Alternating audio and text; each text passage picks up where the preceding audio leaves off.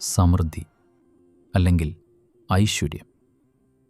പലപ്പോഴും ആത്മീയതയെന്ന് കേൾക്കുമ്പോൾ ദാരിദ്ര്യമാണോ അല്ലെങ്കിൽ ഭൗതിക സുഖങ്ങൾ ഉപേക്ഷിക്കലാണോ എന്ന് പലരും തെറ്റിദ്ധരിക്കാറുണ്ട്. എന്നാൽ വേദങ്ങൾ അങ്ങനെയല്ല നമ്മെ പഠിപ്പിക്കുന്നത്.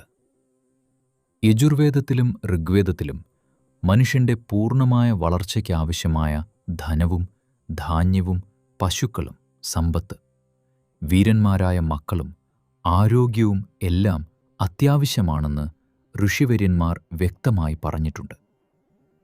ഇന്ന് ഞാൻ നിങ്ങളുമായി പങ്കുവയ്ക്കാൻ പോകുന്നത് എങ്ങനെയാണ് വൈദിക മന്ത്രങ്ങളിലൂടെയും അനുഷ്ഠാനങ്ങളിലൂടെയും നമ്മുടെ ജീവിതത്തിലേക്ക് ഐശ്വര്യത്തെ ആകർഷിക്കുക എന്നതാണ്. നമ്മുടെ ചിന്തകളും വാക്കുകളുമാണ് നമ്മുടെ യാഥാർത്ഥ്യം സൃഷ്ടിക്കുന്നത്. യജുർവേദത്തിലെ 18-ാം അധ്യായത്തിൽ ചമകം എന്ന് പ്രസിദ്ധമായ ഒരു ഭാഗമുണ്ട്.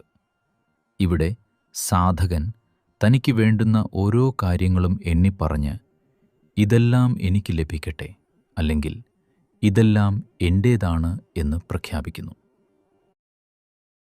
ആഹാരം എൻ്റേതാകട്ടെ, അത് ഉൽപ്പാദിപ്പിക്കാനുള്ള കഴിവ് എൻ്റേതാകട്ടെ, പരിശ്രമം എൻ്റേതാകട്ടെ, അതിനുള്ള ഇച്ഛാശക്തി എൻ്റേതാകട്ടെ. ഇവിടെ നാം പഠിക്കേണ്ട പാഠം ഇതാണ്: അഭാവത്തിലല്ല, മറിച്ച് സമൃദ്ധിയിലാണ് നാം ശ്രദ്ധ കേന്ദ്രീകരിക്കേണ്ടത്.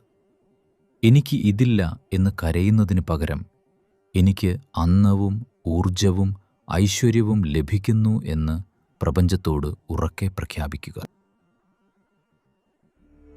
വീഡിയോ ദൈർഘ്യം കൂടുതലുള്ളതിനാൽ ബാക്കി വരുന്ന വീഡിയോ യൂട്യൂബ് ചാനലിൽ ലഭ്യമാണ്. യൂട്യൂബ് ചാനൽ സന്ദർശിക്കുക.